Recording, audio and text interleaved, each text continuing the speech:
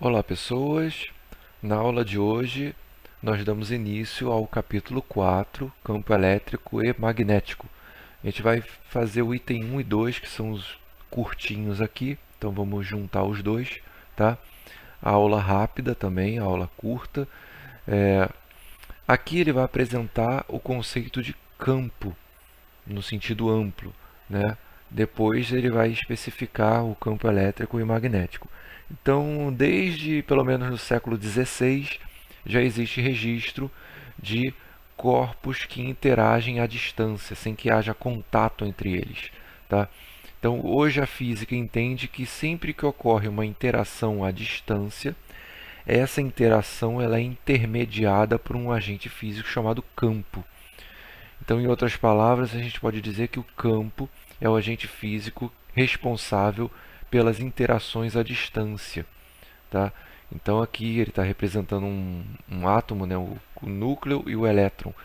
Tá? O núcleo tem cargas positivas, o elétron carga negativa, então existe uma força de interação de origem elétrica aqui entre eles, e essa força ocorre à distância.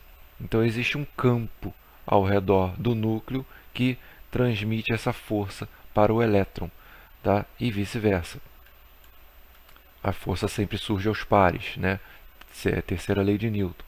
Então, aqui ele vai detalhar o conceito de campo, e a gente tem basicamente três campos: o campo gravitacional, o campo elétrico e o campo magnético, tá?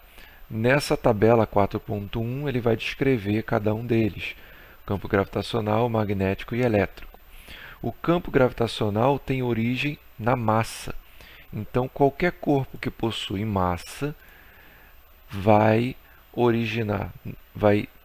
criar ao seu redor um campo gravitacional. Qualquer outra massa colocada nesse campo gravitacional vai sentir a ação de uma força atrativa, tá? Então, toda massa atrai massa. Essa é a regra da gravidade. Então, o campo gravitacional é sempre um campo atrativo. Já o campo magnético tem origem num dipolo magnético, tá? Então, as linhas de ação do campo magnético, elas saem do polo norte, têm origem no polo norte e chegam ao polo sul. Então, vocês podem reparar que qualquer corpo magnético colocado no entorno desse ímã vai sofrer a ação de uma força magnética nessa direção, na direção norte-sul, tá? Na direção dessa linha de força aqui, ok?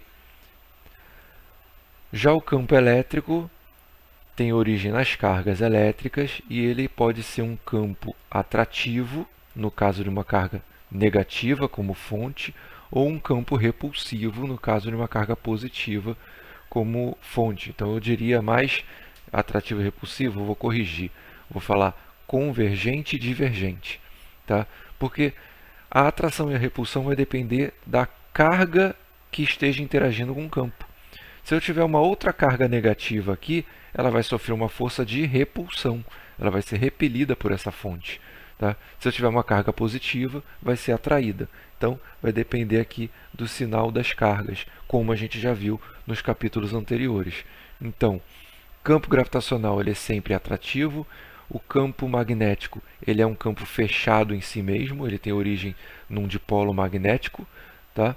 E o campo elétrico ele pode ser atrativo ou repulsivo dependendo do sinal das cargas, da interação entre elas.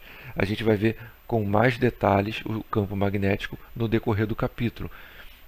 O campo elétrico também. E o campo gravitacional já foi visto lá no volume 1 do livro, tá ok? Então, aqui o livro ele define ao seu modo o que é campo, tá? O campo é uma propriedade adquirida pelo espaço e gerado pela presença de uma fonte, tá? Essas fontes podem ser massa, carga elétrica ou um dipolo magnético, um corpo magnetizado. Eu prefiro dizer que o campo é o agente físico responsável por transmitir força à distância, força pelo espaço, né? Então, todo campo vai gerar uma força de origem gravitacional, uma força elétrica ou uma força magnética entre a fonte do campo e o corpo que a gente chama de corpo de prova. Tá ok? A gente para por aqui.